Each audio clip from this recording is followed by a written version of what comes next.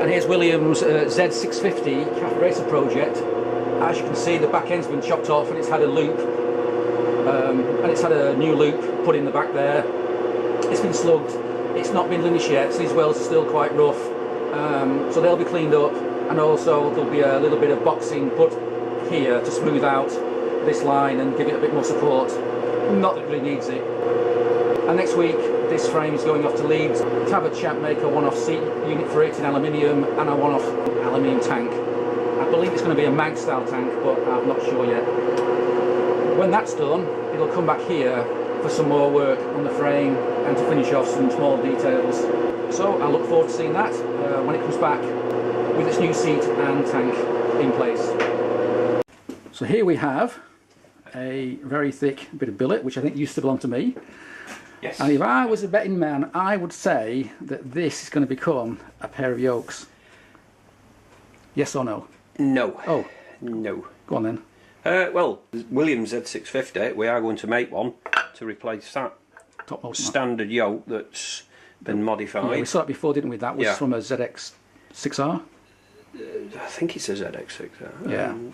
So what we've got to do anyway, because of the forks, we're going to make a step yoke. That was my idea. That was my idea. So we can drop it. So he's following. He must have seen that video, and he's following my fantastic idea. So I worked it out and I thought, we'll have to put our clamp bolts on the front. Yeah. So we saved some extra metal there, and I was just curious if anyone would like another one.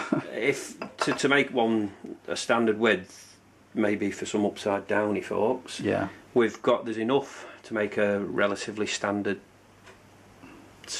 geometry yoke.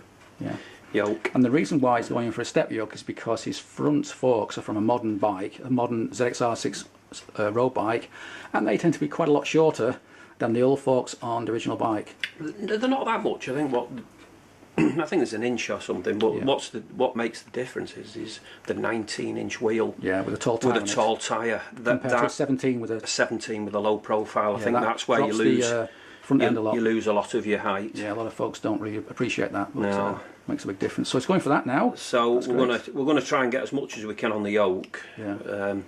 And although it's top secret, and I shouldn't mention it. And we're chain drilling as well again. Yeah. And although it's top, yeah, you do like your chain drilling. Although it's top secret, and we shouldn't really say anything, you're going to do a deal where you're going to get some Z650 bits off William, aren't you?